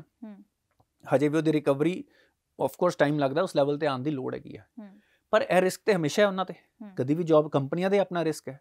ਮੈਨੂੰ ਲੱਗਦਾ ਜਿਵੇਂ ਮਨਰੇਗਾ ਇੱਕ ਅਰਬਨ ਏਮਪਲੋਇਮੈਂਟ ਗਰੰਟੀ ਸਕੀਮ ਦੀ ਵੀ ਲੋੜ ਹੈ। ਗੌਰਮੈਂਟ ਨੇ ਇੱਕ ਹਾਫ ਹਾਰਟਡ ਜਿਹਾ ਮੈਨੂੰ ਲੱਗਦਾ ਕਿ ਇੱਕ ਵੈਬ ਪੋਰਟਲ ਜਿਹਾ ਬਣਾਇਆ, but it should be implemented ਜਿਵੇਂ ਮਨਰੇਗਾ ਇੰਪਲੀਮੈਂਟ ਹੋਇਆ, ਜਿਹੜੇ ਇੱਕ ਸਰਟਨ ਐਜੂਕੇਸ਼ਨ, ਸਕਿੱਲ ਸੈਟ ਤੇ ਇਨਕਮ ਸਟ੍ਰੈਟਾ ਦੇ ਲੋਕਾਂ ਨੂੰ ਇੱਕ ਅਰਬਨ ਲੈਵਲ ਤੇ ਵੀ ਇੰਪਲੋਇਮੈਂਟ ਗਰੰਟੀ ਦੇਣ ਦੀ ਲੋੜ ਹੈ। ਹੁਣ ਕਿੰਨੀਆਂ ਚੀਜ਼ਾਂ ਤੇ ਆਟੋਮੇਟ ਹੋ ਰਹੀਆਂ, ਡਿਜੀਟਲ ਹੋ ਰਹੀਆਂ, ਤੁਸੀਂ ਆਪਣੀ ਜਨਤਾ ਨੂੰ ਇੱਕ ਯੂਨੀਵਰਸਲ ਇਨਕਮ, ਬੇਸਿਕ ਇਨਕਮ, ਵੇਖੋ ਫੂਡ ਸਿਕਿਉਰਿਟੀ ਐਕਟ ਦਾ ਕੀ ਮਤਲਬ ਕਿ ਹਰ ਕਿਸੇ ਦਾ ਖਾਣੇ ਤੇ ਅਧਿਕਾਰ ਹੈ ਜੀ, ਹਰ ਕਿਸੇ ਦਾ, ਜਿਵੇਂ ਐਜੂਕੇਸ਼ਨ ਐਕਟ ਹਰ ਕਿਸੇ ਦਾ ਐਜੂਕੇਸ਼ਨ ਤੇ ਅਧਿਕਾਰ ਹੈ, ਹਰ ਕਿਸੇ ਦਾ ਇੱਕ ਸਰਟਨ ਮਿਨੀਮਮ ਇਨਕਮ ਤੇ ਅਧਿਕਾਰ ਹੈ। ਇੱਕ ਐਜ਼ ਐਨ ਇੱਕ ਇਨਸਾਨ ਹੋਣ ਦੇ ਨਾਤੇ ਇੱਕ certain kind of minimum biological security, mental security, you know your dignified ਇੱਕ ਸਰਟਨ ਸਿਕਿਉਰਿਟੀ ਲੈਵਲ ਤੇ ਚਾਹੀਦਾ ਹੈ, ਤੇ ਗੌਰਮੈਂਟ ਨੂੰ ਇੱਕ ਇਹੋ ਜਿਹੀ ਸਕੀਮ ਵੀ ਕਰਨੀ ਚਾਹੀਦੀ ਹੈ, ਰਾਈਟ, ਤਾਂ ਕਿ ਲੋਕਾਂ ਦੇ ਉੱਤੇ ਰਿਸਕ ਨਾ ਹੋਵੇ ਜੀ। ਯੂ ਨੋ ਕਿ ਆਫ ਕੋਰਸ ਇਹਦੇ ਨਾਲ ਕੁਝ ਰਿਸਕ ਹੁੰਦਾ ਕਿ voluntary, you know sometimes people take voluntary retire, ਆਪਣੀ ਜੌਬ ਤੋਂ ਅਨਇੰਪਲੋਇਮੈਂਟ ਲੈ ਲੈਂਦੇ ਨੇ ਕਿ ਬਈ ਮੈਨੂੰ ਘਰ ਬੈਠੇ ਬੈਠੇ ਮਿਲ ਜਾਣਾ, ਪਰ still decent amount of money should be insured, ਕਿਉਂਕਿ ਇਹ ਬਹੁਤ ਘੱਟ ਲੋਕੀ ਹੋਣਗੇ, ਉਹਦੇ ਕਾਰਨ ਇਹ ਪਾਲਿਸੀ ਨੂੰ ਇੰਪਲੀਮੈਂਟ ਕਰਨ ਦੇ ਰਿਸਕ ਨਹੀਂ ਲੈਣੇ ਚਾਹੀਦੇ ਸਾਨੂੰ। ਸਰ ਬਜਟ ਦੇ ਵਿੱਚ ਦੱਸਿਆ ਕਿ ਸਮਾਜਿਕ ਖੇਤਰ, ਸੋਸ਼ਲ ਡਿਵੈਲਪਮੈਂਟ 'ਚ ਵੀ ਪਹਿਲ ਹੋਵੇਗੀ, ਆਤਮ ਨਿਰਭਰ ਭਾਰਤ ਦੀ ਗੱਲ ਹੋਈ, ਇਹਨੂੰ ਤੁਸੀਂ ਕਿੱਦਾਂ ਦੇਖਦੇ ਹੋ? ਦੇਖੋ ਆਤਮ ਨਿਰਭਰ ਭਾਰਤ ਦੇ ਵਿੱਚ PLI, production linked incentive scheme ਆਈ ਹੈ। ਮੈਂ ਜੇ ਅੱਜ ਕੱਲ੍ਹ ਚਿਪ ਸ਼ਾਰਟੇਜ ਦੀ, ਮੋਬਾਈਲ ਵਗੈਰਾ ਦੀ, ਆਪਣੀ ਇੰਡੀਆ ਇੱਕ ਟਾਈਮ ਤੇ ਨੈਟ ਇੰਪੋਰਟਰ ਸੀ, 2016-17 ਤੋਂ ਪਹਿਲਾਂ ਵੇਖ ਲਾਂ, ਵੀ ਵਰ ਨੈਟ ਇੰਪੋਰਟਰਸ, ਅੱਜ ਆਪਾਂ ਨੈਟ ਐਕਸਪੋਰਟਰ ਬਣ ਗਏ ਹਾਂ। ਪਹਿਲਾਂ ਅਸੀਂ ਸਿਰਫ ਅਸੈਂਬਲੀ ਲੈਵਲ ਤੇ ਬਣੇ। ਮੈਂ ਬਸ ਐਪਲ ਇੱਕ ਕੰਪਨੀ, ਆਫ ਕੋਰਸ ਛੋਟੀਆਂ ਹੋਰ ਵੀ ਬੜੀਆਂ ਕੰਪਨੀਆਂ, ਹੁਣ 250 ਮੈਨੂਫੈਕਚਰਰ ਨੇ ਮੋਬਾਈਲ ਦੇ ਇੰਡੀਆ 'ਚ। ਪਹਿਲਾਂ ਆਪਾਂ ਸਿਰਫ ਅਸੈਂਬਲੀ ਕਰਦੇ ਪਏ ਸੀ, ਹੁਣ ਉਹਨਾਂ ਦੇ ਗਲਾਸ, ਪਲਾਸਟਿਕ ਪਾਰਟਸ, ਹੌਲੀ ਹੌਲੀ, ਹੁਣ ਇਨਫੈਕਟ ਥੋੜ੍ਹੇ ਦਿਨ ਪਹਿਲਾਂ ਨਿਊਜ਼ 'ਚ ਬਹੁਤ ਸੀ ਕਿ ਚਿਪ ਮੈਨੂਫੈਕਚਰਿੰਗ ਇੰਡੀਆ ਦੇ ਵਿੱਚ ਪਲਾਂਟ ਲੱਗੇਗਾ, ਤੇ ਉਹਦੇ ਆਸ-ਪਾਸ ਪੂਰਾ ਇਕੋਸਿਸਟਮ ਬਣੇਗਾ। $10 ਬਿਲੀਅਨ ਦੀ ਗਵਰਨਮੈਂਟ ਪੈਸਾ ਖਰਚਣ ਨੂੰ ਤਿਆਰ ਹੈ, ਰਫਲੀ 75,000 ਕਰੋੜ। ਹੁਣ ਆਪਾਂ ਨੈਟ ਐਕਸਪੋਰਟਰ ਬਣ ਗਏ ਹਾਂ। ਆਪਣੀ ਕੰਜ਼ੰਪਸ਼ਨ ਕਿੰਨੀ ਹੈ, ਕਿੰਨੀ ਫੋਰਨ ਬਚੀ, ਕਿੰਨੀ ਇੱਥੇ ਇੰਪਲੋਇਮੈਂਟ ਜਨਰੇਟ ਹੋਈ, ਤੁਸੀਂ ਇਮੈਜਿਨ ਕਰੋ। ਫੋਨ ਹੱਥ ਨਾਲ ਅਸੈਂਬਲ ਹੁੰਦੇ ਨੇ, ਕਾਫੀ ਇੰਪਲੋਇਮੈਂਟ ਜਨਰੇਟ ਹੁੰਦੀ ਹੈ, ਠੀਕ ਹੈ ਨਾ। ਇਸ ਤਰ੍ਹਾਂ ਹੀ ਤੁਸੀਂ TV ਆ ਜਾਓ, ਤੁਸੀਂ ਕੱਲ ਨੂੰ, ਹੁਣ ਆਪਾਂ ਹੀ ਕੈਮਰੇ ਖਰੀਦਣੇ 8-10, 2-2 ਮਹੀਨੇ ਦਾ ਵੇਟਿੰਗ ਪੀਰੀਅਡ ਹੈ। Why should we dependent on a country which is threatening us? ਮੇਰਾ ਸਿੰਪਲ ਜਿਹਾ ਕੁਐਸਚਨ ਹੈ, ਤੁਹਾਡੀ ਮੇਰੀ ਲੈਟ ਸਪੋਜ਼ ਕਿ ਜੇ ਨਹੀਂ ਬਣਦੇ ਆ, ਸਾਡੀ ਲੜਾਈ ਆ, ਹੈ ਨਾ, ਪਰ ਮੇਰਾ ਜਿਹੜਾ ਹਵਾ ਪਾਣੀ ਹੈ ਜਾਂ ਮੇਰਾ ਖਰਚਾ ਤੁਹਾਡੇ ਤੇ ਡਿਪੈਂਡੈਂਟ ਹੈ ਕਿ ਮੈਂ ਸਟਰੋਂਗਲੀ ਕਰ ਪਾਊਂਗਾ, ਜਾਂ ਮੇਰਾ ਜੋ ਵੀ ਸਮਾਨ ਪਹੁੰਚਣਾ ਖਾਣ ਪੀਣ ਦਾ, ਉਹ ਉਸ ਰਸਤੇ ਤੋਂ ਪਹੁੰਚਣਾ ਜੋ ਤੁਸੀਂ ਤੁਹਾਡੇ ਕਬਜ਼ੇ 'ਚ ਹੈ। ਜੋ ਅੱਜ ਕੱਲ੍ਹ ਇਲੈਕਟ੍ਰੋਨਿਕਸ ਸਾਰੀਆਂ ਜਿਵੇਂ ਇੰਪੋਰਟੈਂਟ ਨੀਡਸ ਨੇ, ਇਹਦੇ ਲਈ ਜੇ ਆਪਾਂ ਚਾਈਨਾ ਤੇ ਡਿਪੈਂਡੈਂਟ ਹੈ, it is anyway security risk. ਤੇ ਮੈਨੂੰ ਲੱਗਦਾ ਗਵਰਨਮੈਂਟ ਇਹ ਚੀਜ਼ ਆਇਡੈਂਟੀਫਾਈ ਕਰਦੀ ਪਈ ਹੈ, ਤੇ ਬੜੇ ਦੇਸ਼, ਸਿਰਫ ਇੰਡੀਆ ਨਹੀਂ, ਬੜੇ ਦੇਸ਼ਾਂ ਨੂੰ ਸਮਝ ਆ ਗਿਆ ਕਿ ਚਾਈਨਾ ਤੇ ਆਪਾਂ ਨੂੰ ਬਹੁਤ ਜ਼ਿਆਦਾ ਡਿਪੈਂਡੈਂਟ ਹੋਣ ਦੀ ਲੋੜ ਨਹੀਂ ਹੈ, ਸੋ ਉਹ ਆਪਣੇ ਆਪ ਨੂੰ ਡੀ-ਰਿਸਕ ਕਰਦੇ ਪਏ ਨੇ। ਤੇ India could present itself, India ਨੂੰ ਇਸ ਵੇਲੇ ਆਪਣੇ ਆਪ ਨੂੰ ਪ੍ਰੈਜ਼ੈਂਟ ਕਰਨਾ ਚਾਹੀਦਾ ਕਿ ਵੀ ਆਰ ਦੀ ਰਾਈਟ ਆਪਸ਼ਨ। ਉਹਦੇ ਲਈ ਥੋੜ੍ਹਾ ਬਿਊਰੋਕ੍ਰੈਟਿਕ ਲੈਵਲ ਤੇ ਕਰਪਸ਼ਨ ਘੱਟ ਹੋਣੀ ਚਾਹੀਦੀ ਹੈ, ਕਿ ਈਜ਼ ਆਫ ਡੂਇੰਗ ਬਿਜ਼ਨਸ ਵਧੇ। ਉਸ ਮਾਮਲੇ 'ਚ ਪੋਲਿਸੀ ਚੇਂਜ ਐਤਕੀ ਕੋਈ ਜ਼ਿਆਦਾ ਨਹੀਂ ਹੋਈ ਹੈ। ਹਾਲਾਂਕਿ ਇੰਪਰੂਵਮੈਂਟਸ ਤਾਂ ਪਹਿਲਾਂ ਹੋਈਆਂ ਸੀ, ਪਰ ਐਤਕੀ ਈਜ਼ ਆਫ ਡੂਇੰਗ ਬਿਜ਼ਨਸ ਤੇ ਇਹ ਐਸਟੀਮੇਟ ਹੈ। ਪ੍ਰੋਡਕਸ਼ਨ ਲਿੰਕ ਜਿਹੜੇ ਇਨਸੈਂਟਿਵ ਸਕੀਮ ਹੈ, ਉਹਦੇ 'ਚ ਰਫਲੀ 90 ਲੱਖ ਜੌਬਸ ਕ੍ਰੀਏਟ ਹੋਈਆਂ। ਫਿਰ ਦੂਜਾ ਤੁਸੀਂ ਪੁਆਇੰਟ ਰੱਖਿਆ ਸੀ ਸਮਾਜਿਕ ਐਕਟੀਵਿਟੀਜ਼ ਤੇ। ਹੁਣ ਇੱਕ ਆਪਣੀ ਸਵੱਛ ਭਾਰਤ ਸਕੀਮ ਸੀ। ਇੱਕ ਸਟੱਡੀ ਹੋਈ ਆ UK ਦੇ ਵਿੱਚ, ਦੋਨੋਂ ਵਿਚ ਏਜੰਸੀ ਹੈਜ਼ ਡਨ ਇਟ, ਰਫਲੀ 75 ਲੱਖ ਤੇ ਡਾਇਰੈਕਟ ਇੰਪਲੋਇਮੈਂਟ ਉਸ ਸਕੀਮ 'ਚ ਹੋਈ। ਜਦੋਂ ਤੁਸੀਂ ਸੋਸ਼ਲ ਸਰਵਿਸਿਜ਼ ਪ੍ਰੋਵਾਈਡ ਕਰਦੇ ਹੋ, ਜਿਵੇਂ ਪ੍ਰਧਾਨ ਮੰਤਰੀ ਆਵਾਸ ਯੋਜਨਾ ਹੋ ਗਈ, ਰਾਈਟ, ਹੁਣ ਤੁਹਾਨੂੰ ਲੱਗਦਾ ਘਰ ਇਸ ਤਰ੍ਹਾਂ ਚੁਟਕੀ ਵਜਾ ਕੇ ਥੋੜ੍ਹਾ ਵੱਜਦੇ ਪਏ ਨੇ, ਬਣਦੇ ਪਏ ਨੇ, ਉੱਥੇ ਲੇਬਰ ਲੱਗਦੀ ਆ, ਇੱਟਾਂ ਲੱਗਦੀਆਂ, ਸੀਮੈਂਟ ਲੱਗਦਾ ਹੈ, ਤੇ ਇੱਕ ਕਾਫੀ ਉਹਦੇ ਵਿੱਚ ਬਜਟਸ ਜਾਂਦੇ ਨੇ ਜੀ। ਐਤਕੀ ਵੀ ਉਹਦੇ ਵਿੱਚ ਮੇਜਰ 80 ਲੱਖ ਘਰ ਬਣਨੇ ਨੇ ਜੀ। ਹੁਣ ਤੁਸੀਂ ਇਮੇਜਿਨ ਕਰੋ ਹਾਂ ਕਿੰਨੀ ਇੰਪਲੋਇਮੈਂਟ ਜਨਰੇਟ ਹੋਏਗੀ ਉਹਦੇ 'ਚ ਨਾ। ਤੇ ਇਸ ਤਰ੍ਹਾਂ ਸੋਸ਼ਲ ਸਰਵਿਸਿਜ਼ ਨੂੰ ਵੀ ਜਦੋਂ ਤੁਸੀਂ ਦਿੰਦੇ ਹੋ ਨਾ, ਤੁਸੀਂ ਆਤਮ ਨਿਰਭਰ ਭਾਰਤ ਆਟੋਮੈਟਿਕਲੀ ਬਣਾਉਂਦੇ ਹੋ ਜੀ, ਰੋਜ਼ਗਾਰ ਵੀ ਪੈਦਾ ਹੁੰਦਾ। ਬਟ ਹੁਣ ਅੱਜ ਦੀ ਡੇਟ 'ਚ ਹਿਊਮੈਨਿਟੀ ਨੂੰ ਆਪਾਂ ਹੁਣ ਆਪਣਾ ਦੇਸ਼ ਵੀ ਉਸ ਲੈਵਲ ਤੇ ਪਹੁੰਚ ਗਿਆ ਕਿ ਅਸੀਂ ਆਪਣੇ ਦੇਸ਼ ਦੇ ਲੋਕਾਂ ਦੀ ਇੱਕ ਸਰਟਨ ਮਿਨੀਮਮ ਲਾਈਵਲੀਹੁੱਡ ਸਿਕਿਉਰ ਕਰੀਏ ਜੀ। ਜਿਵੇਂ ਨਰੇਗਾ ਦੇ ਵਿੱਚ ਰੂਰਲ ਏਰੀਆ 'ਚ ਕੀਤਾ, ਉਹਨਾਂ ਨੂੰ ਕੋਈ ਪ੍ਰੋਡਕਟਿਵ ਕੰਮ ਲਓ ਫ੍ਰੀ 'ਚ ਪੈਸੇ, ਜਿਵੇਂ ਉਹ ਕਰਦੇ ਹੁਣ ਗਵਰਨਮੈਂਟ ਨੇ ਐਤਕੀ ਕੀਤਾ ਕਿ ਉਹਨਾਂ ਕੋਲ ਕੰਮ ਲੈਂਦੇ ਨੇ ਕਿ ਬਈ ਬੰਦਾ ਫ੍ਰੀ ਨਹੀਂ ਬੈਠੇਗਾ, ਉਹ ਜੇ ਉਹ ਸਕੀਮ ਲੈ ਰਿਹਾ ਤੇ ਗਵਰਨਮੈਂਟ ਸੇ ਕਿ ਬਈ 100 ਦਿਨ ਸਾਡੇ ਇਹ ਕੰਮ ਕਰਨੇ ਹੀ ਪੈਣਗੇ, ਹੈ ਨਾ। ਤੇ ਇਹ ਚੀਜ਼ਾਂ ਕਰਨ ਦੀ ਲੋੜ ਹੈ। ਡਿਜੀਟਲੀ ਤੁਸੀਂ ਅੱਜ ਮੈਨੇਜ ਕਰ ਸਕਦੇ ਕਿ ਕੌਣ ਬੰਦਾ ਵਲੰਟਰੀ ਲਿੱਤਾ ਹੈ ਜਾਂ ਅਨਇੰਪਲੋਇਮੈਂਟ ਲਿੱਤੀ ਹੈ ਜਾਂ ਨॉन ਵਲੰਟਰੀ ਲਿੱਤੀ ਹੈ, ਜਾਂ ਕਿਹੜਾ ਬੰਦਾ ਕਿਸ ਸਕਿੱਲ ਸੈੱਟ ਦਾ ਹੈ। ਹੁਣ ਇੱਕ ਸਕਿੱਲ ਸੈੱਟ ਬੈਂਕ ਵੀ ਬਣਨ ਲੱਗਾ ਹੈ ਨਾ, ਸਕਿੱਲ ਡਿਵੈਲਪਮੈਂਟ ਡਾਇਰੈਕਟਰੀ ਬਣਨ ਲੱਗੀ ਆ। ਇਹ ਪੋਜ਼ਿਟਿਵ ਚੀਜ਼ਾਂ ਨੇ ਇਸ ਬਜਟ ਨੂੰ ਲੈ ਕੇ ਜੀ। ਸਰ, ਹੈਲਥ ਤੋਂ ਰਿਲੇਟਡ ਹੈਲਥ ਮਿਨਿਸਟਰ ਨੇ ਟਵੀਟ ਕੀਤਾ ਕਿ ਇਹ ਜਿਹੜਾ national tele mental health programme ਹੈ, this will play a crucial role. Mental health ਨੂੰ ਲੈ ਕੇ ਬਜਟ ਦੇ ਵਿੱਚ ਪਹਿਲਾਂ ਕਦੇ ਖਾਸ ਗੱਲ ਨਹੀਂ ਕੀਤੀ ਸੀ, ਇਹਨੂੰ ਤੁਸੀਂ ਕਿੱਦਾਂ ਦੇਖਦੇ ਹੋ? ਅੱਜ ਦੀ ਡੇਟ 'ਚ ਕੀ ਹੈ ਕਿ lot of people are suffering from some kind of mental anxieties, some are even at more I would severe ਜਾਂ chronic level depressions ਜੀ, ਹੈ ਨਾ। ਜੇ ਉਹ ਲੋਕੀ ਆਪਣੀ ਸਿਕਿਉਰਿਟੀ ਦੇ ਨਾਲ ਆਪਣੇ ਆਪ ਨੂੰ ਹੈਂਡਲ ਕਰ ਪਾਣ, I think that will be tremendous, ਹੈ ਨਾ। ਤੇ ਇਹ ਇਨੀਸ਼ੀਏਟਿਵ ਤੇ ਚੰਗਾ, ਕਿਵੇਂ ਇੰਪਲੀਮੈਂਟ ਹੁੰਦਾ, ਕਿਵੇਂ ਯੂਜ਼ ਹੁੰਦਾ, ਇਹ 'ਚ ਕਿਸ ਤਰ੍ਹਾਂ ਉਹ ਕੁਆਲਿਟੀ ਸਰਵਿਸ, ਕਿਉਂਕਿ ਕਿਸੇ ਤੇ ਮੈਂਟਲ ਹੈਲਥ ਦਾ ਮਾਮਲਾ ਹੈ, ਇਹ ਕੈਜੂਅਲੀ ਨਹੀਂ ਹੋ ਸਕਦਾ। ਉਹਦੀ ਕੁਆਲਿਟੀ ਸਰਵਿਸ ਕਿਵੇਂ ਡਿਲੀਵਰ ਕਰਦੇ ਆ ਵੇਖਦੇ ਆ। ਪਰ ਹੈਲਥ ਬਜਟ ਦੇ ਵਿੱਚ ਕੋਈ ਬਹੁਤ ਜ਼ਿਆਦਾ ਗਰੋਥ ਨਹੀਂ ਆਈ ਹੈ, right. Health is an important factor, ਖਾਸ ਤੌਰ ਤੇ ਲੋਕੀ ਜਿਹੜੇ ਬਿਲੋ ਅ ਸਰਟਨ ਇਨਕਮ ਲੈਵਲ ਨੇ, ਕਈ ਮਤਲਬ ਕਿ people at certain level are not aware ਕਿ ਜਿਹੜੇ ਡੇਲੀ ਦੇ ਮਜ਼ਦੂਰ ਨੇ, ਡੇਲੀ ਰੋਜ਼ਗਾਰ ਕਰਦੇ ਨੇ, ਜਾਂ ਹੋਰ ਵੀ ਇੱਕ ਲੋਅਰ ਲੈਵਲ ਇਨਕਮ ਤੇ ਜਿਹੜੇ ਸਟਰਾਟਾ 'ਚ ਲੋਕੀ ਹੈਗੇ ਨੇ, ਬਾਟਮ 30% ਜੇ ਮੈਂ ਮੰਨ ਲਾਂ, ਉਹਨਾਂ ਨੂੰ ਇੱਕ ਬਿਮਾਰੀ ਵੀ ਪੂਰਾ ਇਕਨੋਮਿਕ ਫਿਊਚਰ ਉਹਨਾਂ ਦਾ ਡਿਰੇਲ ਕਰ ਦਿੰਦੀ ਹੈ, ਉਹਨਾਂ ਦੇ ਬੱਚਿਆਂ ਦੀ ਪੜ੍ਹਾਈ ਤੋਂ ਉਹਨਾਂ ਨੂੰ ਛੁਡਵਾ ਦਿੰਦੀ ਹੈ। ਇਸ ਕਰਕੇ ਉਹਨਾਂ ਦੀ ਇੰਸ਼ੋਰੈਂਸ ਤੇ ਹਾਈ ਕੁਆਲਿਟੀ ਤੇ ਲੋ ਕੋਸਟ ਹੈਲਥ ਪ੍ਰੋਵਾਈਡ ਕਰਨਾ ਗਵਰਨਮੈਂਟ ਹਸਪੀਟਲ 'ਚ ਇਜ਼ ਵੈਰੀ ਵੈਰੀ ਇੰਪੋਰਟੈਂਟ। ਮੈਂ ਹਾਈ ਕੁਆਲਿਟੀ ਇਸ ਕਰਕੇ ਕਹਿਣਾ, ਸਿੰਸੈਰਿਟੀ ਵੀ ਜ਼ਰੂਰੀ ਹੈ, ਕਿਉਂਕਿ ਮੈਂ ਥੋੜ੍ਹੇ ਦਿਨ ਪਹਿਲਾਂ ਇੱਕ ਇਨਸੀਡੈਂਸ ਪੜ੍ਹਦਾ ਪਿਆ ਸੀ। ਕਿਸੇ ਗਰੀਬ ਫੈਮਿਲੀ ਨੇ ਇੱਕ ਆਪਰੇਸ਼ਨ ਕਰਾਇਆ ਗਵਰਨਮੈਂਟ ਹਸਪੀਟਲ 'ਚ, ਉਹਨਾਂ ਦੇ ਦਰਦ ਰਹਿਣ ਲੱਗ ਪਈ ਤੇ ਡਾਕਟਰ ਨੇ ਆਪਣੀ ਪੱਟੀ ਵਿੱਚ ਛੱਡਤੀ। ਉਹ ਫਿਰ ਉਹਨਾਂ ਨੇ ਕਿਸੇ ਹੋਰ ਹਸਪੀਟਲ ਜਾ ਕੇ ਜ਼ਿਆਦਾ ਪੈਸੇ ਦੇ ਕੇ ਉਹਨੂੰ ਠੀਕ ਕਰਵਾਇਆ। ਤੇ ਇਹ ਇਸ ਤਰ੍ਹਾਂ ਦੀ ਅਲਗੈਲੀ ਨਹੀਂ, ਲੋਕੀ ਫਿਰ ਡਰਨ ਨਾ। ਸਰਕਾਰੀ ਹਸਪੀਟਲ ਜਾਂਦੇ ਲੋਕੀ ਡਰਦੇ ਨੇ, ਯਾਰ ਸਰਕਾਰੀ ਹਸਪੀਟਲ ਦੇ ਲੋਕ ਪੈਸੇ ਖਰਚ ਲਾਂਗੇ, ਪਰ ਉਹਦਾ ਇਕਨੋਮਿਕ ਬਰਡਨ ਹੈ। ਹੁਣ ਬੰਦਾ ਆਪਣੀ ਜਾਨ ਦਾ ਖਤਰਾ ਥੋੜਾ ਲੈ ਸਕਦਾ ਹੈ, ਤੇ ਮੈਨੂੰ ਲੱਗਦਾ ਕਿ ਉਹਦੀ ਕੁਆਲਿਟੇਟਿਵ ਸਰਵਿਸ ਡਿਲੀਵਰ ਕਰਨਾ ਜ਼ਰੂਰੀ ਹੈ ਇਸ ਵੇਲੇ। ਇਹ ਵੀ ਇਨਸ਼ੋਰ ਕਰਨਾ ਗਵਰਨਮੈਂਟ ਦਾ ਕੰਮ ਹੈ। ਸਰ, ਅਖੀਰਲਾ ਸਵਾਲ, ਆਪੋਜੀਸ਼ਨ ਪਾਰਟੀ ਕੁਝ ਖਾਸ ਖੁਸ਼ ਨਹੀਂ ਹੈ, ਡਿਸਅਪਾਇੰਟਡ ਹੈ। ਮਮਤਾ ਬੈਨਰਜੀ ਨੇ ਟਵੀਟ ਕੀਤਾ ਕਿ nothing for common man who are crushed by unemployment and inflation. ਇਹਦੇ ਬਾਰੇ ਤੁਹਾਡਾ ਕੀ ਕਹਿਣਾ? ਦੇਖੋ, ਡਾਇਰੈਕਟਲੀ ਤੇ ਮੈਂ ਜਿਹੜੀ ਹੈਗੀ, ਮੈਂ ਜਿਵੇਂ ਦੱਸਿਆ ਟੈਕਸ ਦੇ ਵਿੱਚ ਕੋਈ ਚੇਂਜ ਨਹੀਂ ਆਇਆ ਜੀ, ਰਾਈਟ। ਇੰਪਲੋਇਮੈਂਟ, ਮੈਂ ਜਿਵੇਂ ਦੱਸਿਆ ਕਿ ਬਜਟ ਕਿਉਂ ਇੰਪੈਕਟਫੁਲ ਹੈ ਜੀ, ਹੈ ਨਾ। Mamata Banerjee, she is positioning herself as the main opposition for the next CM candidate. ਆਪਣੀ ਪਾਰਟੀ ਨੂੰ ਨੈਸ਼ਨਲ ਪਾਰਟੀ ਬਣਾਉਣਾ ਚਾਹ ਰਹੇ ਨੇ, ਤੇ ਇੱਕ ਪਾਸੇ ਆਨੰਦ ਮਹਿੰਦਰਾ ਵਰਗੇ ਐਂਟਰਪ੍ਰੀਨਰ ਨੇ, ਰਾਈਟ। ਹੁਣ ਕਿਹਦੀ ਸਟੇਟਮੈਂਟ ਲੈਣੀ ਹੈ, ਦੈਟ ਇਜ਼ ਯੋਰ ਕਾਲ। ਜਿਵੇਂ ਜਿਹੜੇ ਤੁਹਾਡੇ ਡਾਇਰੈਕਟ ਟੈਕਸਿਸ ਨੇ, ਇਨਕਮ ਟੈਕਸ, ਉਹਦੇ 'ਚ ਕੋਈ ਚੇਂਜ ਨਹੀਂ ਹੈ, ਪਰ ਬਾਕੀ ਅਦਰ ਵੇਜ਼ ਨਾ economy and people will benefit, growth ਹੋਏਗੀ, ਹੈ ਨਾ। ਉਹਦੇ ਵਿੱਚ ਗਵਰਨਮੈਂਟ ਕਰ ਸਕਦੀ ਸੀ, ਪਰ ਉਸ ਮਾਮਲੇ 'ਚ ਵੀ ਗਵਰਨਮੈਂਟ ਨੇ ਕੁਛ ਨਹੀਂ ਕੀਤਾ। ਉਹ ਇੱਕ ਉਹਦੇ ਨਾਲ ਬਹੁਤ ਜ਼ਿਆਦਾ ਇੰਪੈਕਟ ਬਹੁਤ ਜ਼ਿਆਦਾ ਲੋਕਾਂ ਦੀ ਲਾਈਫ 'ਚ ਨਹੀਂ ਬਣਿਆ, ਪਰ 10 ਲੱਖ ਦੇ ਬ੍ਰੈਕਟ ਤੱਕ ਦੇ ਕਾਫੀ ਲੋਕਾਂ ਨੂੰ ਕੁਛ 10,000 ਹੀ ਐਕਸਟਰਾ ਦੇ ਸਕਦੇ ਸੀ। ਇਹ ਕੁਛ ਬੈਨੀਫਿਟ ਹੋ ਸਕਦੇ ਸੀ, ਹੈ ਨਾ। ਬਟ ਆਈ ਥਿੰਕ ਓਪੋਜੀਸ਼ਨ ਦਾ ਇੱਕ ਜਰਨਲ ਸਟੇਟਮੈਂਟ ਦੇ ਦੇਣਾ ਕਿ ਨਾਟ ਹੈਪੀ, ਮੈਨੂੰ ਇਹ ਲੱਗਦਾ ਕਿ ਕਾਫੀ ਕੰਪਰੀਹੈਂਸਿਵ ਬਜਟ ਐਤਕੀ ਆਇਆ ਹੈ। We should be happy about it. ਤੇ ਜਿਹੜੀਆਂ ਓਪਰਚੁਨਿਟੀਜ਼ ਇਹ 'ਚੋਂ ਕ੍ਰੀਏਟ ਹੋਣਗੀਆਂ, ਉਹਦਾ ਐਡਵਾਂਟੇਜ ਕਿਵੇਂ ਲੈਣਾ ਹੈ, ਸਾਡੀ ਪਬਲਿਕ ਨੂੰ ਸੋਚਣਾ ਸ਼ੁਰੂ ਕਰਨਾ ਚਾਹੀਦਾ ਹੈ ਨਾ। ਸਾਰੇ ਕੋਈ ਛੋਟਾ ਦੁਕਾਨਦਾਰ ਹੈ, ਕਿਸੇ ਦੀ ਫੈਕਟਰੀ ਹੈ, ਕੋਈ ਉੱਥੇ ਕੰਮ ਕਰਦਾ ਪਿਆ ਹੈ, ਕੋਈ ਐਂਟਰਪ੍ਰੀਨਰ ਬਣਨਾ ਚਾਹੁੰਦਾ ਹੈ, ਕੋਈ ਪੜ੍ਹਾਈ ਕਰਨਾ ਚਾਹੁੰਦਾ ਹੈ, ਰਾਈਟ। ਹਰ ਲੈਵਲ ਦੇ ਲੋਕਾਂ ਨੂੰ ਇਹ ਪਾਲਿਸੀ ਦੀ ਅੰਡਰਸਟੈਂਡਿੰਗ ਲੈਣਾ, ਉਹ 'ਚੋਂ ਉਹਨਾਂ ਲਈ ਕੀ ਬੈਨੀਫਿਟ ਹੈ, ਇਹ ਸਮਝਣ ਦੀ ਲੋੜ ਹੈ।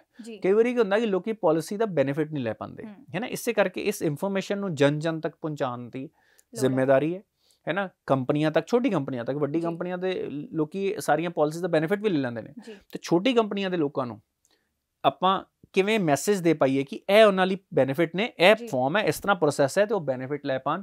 ਇਹ ਜ਼ਿੰਮੇਵਾਰੀ ਗਵਰਨਮੈਂਟ ਦੀ ਹੋਣੀ ਚਾਹੀਦੀ ਆ ਜੀ ਉਹਨਾਂ ਨੇ ਆਪਣੇ ਜੇ ਬੈਨੀਫਿਟ ਬੈਂਕਾਂ ਥਰੂ ਪਹੁੰਚਾਣੇ ਆ ਜਿਵੇਂ ਪੋਸਟ ਆਫਿਸ ਨੂੰ ਵੀ ਉਹਨਾਂ ਨੇ ਕੋਰ ਬੈਂਕਿੰਗ ਸਿਸਟਮ ਤੇ ਲੈਣ ਦਾ ਫਾਈਨੈਂਸ਼ੀਅਲ ਇਨਕਲੂਜਨ 'ਚ ਬਹੁਤ ਵਧੀਆ ਸਟੈਪ ਹੈ ਹੁਣ ਪਰਪਸ ਹੈ ਵਾ ਕਿ ਭਾਵੇਂ ਪੋਸਟ ਆਫਿਸ ਦੇ ਥਰੂ ਕਿਉਂਕਿ ਡਾਕੀਆ ਘਰ ਘਰ ਜਾਂਦਾ ਹਰ ਬੰਦੇ ਦੀ ਰਿਕੁਆਇਰਮੈਂਟ ਸਮਝ ਕੇ ਉਹਨੂੰ ਕਿਹੜੀ ਪਾਲਿਸੀ ਤੋਂ ਬੈਨੀਫਿਟ ਮਿਲ ਸਕਦਾ ਹੈ ਤੁਸੀਂ ਐਲੋਕੇਟ ਕਰ ਦਿਓ ਬੈਨੀਫਿਟ ਕੋਈ ਲਵੇ ਨਾ ਉਹ ਲੈਪਸ ਹੋ ਜਾਏ ਉਹਦਾ ਕੋਈ ਫਾਇਦਾ ਨਹੀਂ ਹੈ ਉਹਦਾ ਦੇਸ਼ ਨੂੰ ਵੀ ਨੁਕਸਾਨ ਹੈ ਕੋਈ ਫਾਇਦਾ ਨਹੀਂ ਉਹ ਪੈਸੇ ਬਚਾਉਣ ਦਾ ਪੈਸੇ ਜਨਤਾ ਦੇ ਵਿੱਚ ਹੀ ਯੂਜ਼ ਕਰਨ ਲਈ ਨੇ ਹੁਣ ਗਵਰਨਮੈਂਟ ਦੀ ਸਭ ਤੋਂ ਵੱਡੀ ਜ਼ਿੰਮੇਵਾਰੀ ਆ ਜੋ ਵੀ ਉਹਨਾਂ ਨੇ ਇਹ ਚੀਜ਼ਾਂ ਬਣਾਈਆਂ ਨੇ ਪਾਲਿਸੀ ਬਣਾਈ ਹੈ ਇਹ ਗਰਾਊਂਡ ਤੇ ਇੰਪਲੀਮੈਂਟ ਇਫੈਕਟਿਵਲੀ ਹੋਵੇ ਉਹਦਾ ਤਰੀਕਾ ਹੈ ਕਿ ਜਿਹੜੇ ਚੀਜ਼ਾਂ ਨੂੰ ਜਿਨ੍ਹਾਂ ਨੂੰ ਇਹਦੀ ਲੋੜ ਹੈ ਉਹਨਾਂ ਤੱਕ ਇਹ ਇਨਫੋਰਮੇਸ਼ਨ ਪਹੁੰਚੇ ਉਹਨਾਂ ਨੂੰ ਗਾਈਡ ਕੀਤਾ ਜਾਵੇ ਕਿ ਤੁਸੀਂ ਇਸ ਤਰ੍ਹਾਂ ਇਹਦੇ ਬੈਨੀਫਿਟ ਲਓਗੇ ਤੇ ਇਹਦੇ ਵਿੱਚ ਕਰਪਸ਼ਨ ਨਾ ਹੋਵੇ ਹੈ ਨਾ ਉਹ ਪੈਸੇ ਹੀ ਖਵਾਉਂਦੇ ਰਹਿ ਜਾਣ ਇਹ ਨਾ ਹੋ ਜਾਏ so Indian economy is on the path of recovery it has been ਮੈਂ ਜਿਵੇਂ ਆਪਾਂ ਕੱਲ ਵੀ ਗੱਲ ਕੀਤੀ ਸੀ ਕਿ ਪਿਛਲੇ ਵਾਰੀ ਜਿਹੜੀ ਗਰੋਥ ਦੇ ਐਸਟੀਮੇਟ 9.1% ਗਵਰਨਮੈਂਟ ਨੇ ਐਤਕੀ ਮੋਨਿਟਰੀ 11.2% ਕਿਹਾ ਰੀਅਲ ਗਰੋਥ 8.5% ਤੇ ਲੋਕੀ ਐਸਟੀਮੇਟ ਕਰਦੇ ਪਏ ਨੇ ਹੈ ਨਾ ਤੇ I think which is a decent growth ਹੁਣ ਜਿਹੜਾ ਓਮਿਕਰੋਨ ਆਇਆ ਵੇਰੀਐਂਟ ਇਹਦਾ ਇੰਪੈਕਟ ਅਗਲੇ 1-2 ਕੁਆਟਰ 'ਚ ਸਾਨੂੰ ਪਤਾ ਲੱਗੇਗਾ ਹਾਂ ਤੇ ਉਮੀਦ ਹੈ ਵਾ ਕਿ ਬਹੁਤ ਜ਼ਿਆਦਾ ਇੰਪੈਕਟ ਐਤਕੀ ਨਹੀਂ ਆਏਗਾ ਪਰ ਕੁਝ ਇੰਪੈਕਟ ਜ਼ਰੂਰ ਆਏਗਾ ਬਿਕੋਜ਼ ਕੁਝ ਦਿਨਾਂ ਲਈ ਜਦੋਂ ਬਹੁਤ ਲੋਕੀ ਬਿਮਾਰ ਹੋ ਰਹੇ ਸੀ ਮੂਵਮੈਂਟ ਫੇਰ ਰੁਕੀ ਸੀ ਹੈ ਨਾ ਹੁਣ ਇਹਦੀ ਪ੍ਰੋਬਲਮ ਕੀ ਆਉਂਦੀ ਹੈ ਕਿ ਅਨਸਰਟਨਟੀ ਵਰਸਸ ਸਰਟਨਟੀ ਹੁਣ ਜਦੋਂ ਅਨਸਰਟਨਟੀ ਆਉਂਦੀ ਹੈ ਲੋਕੀ ਆਪਣੇ ਖਰਚੇ ਰੋਕ ਕੇ ਬਹਿ ਜਾਂਦੇ ਨੇ ਹੁਣ ਲੋਕਾਂ ਨੂੰ ਇਨਕਰੇਜ ਕਰਨਾ ਉਹ ਖਰਚਿਆਂ ਲਈ ਉਹਦੇ ਲਈ ਸਰਟਨਟੀ ਤੇ ਉਹ ਇੱਕ এনवायरमेंट ਦੇਣ ਦੀ ਗਵਰਨਮੈਂਟ ਨੂੰ ਇਸ ਵੇਲੇ ਲੋੜ ਹੈ ਬਹੁਤ ਬਹੁਤ ਧੰਨਵਾਦ ਤੁਹਾਡਾ sir you are most welcome ਇਹੋ ਜਿਹੀ ਹੋਰ ਹੈਲਦੀ ਡਿਸਕਸ਼ਨਸ ਲਈ ਜੁੜੇ ਰਹੋ ਸਾਡੇ ਚੈਨਲ ਦੇ ਨਾਲ ਸਤਿ ਸ਼੍ਰੀ ਅਕਾਲ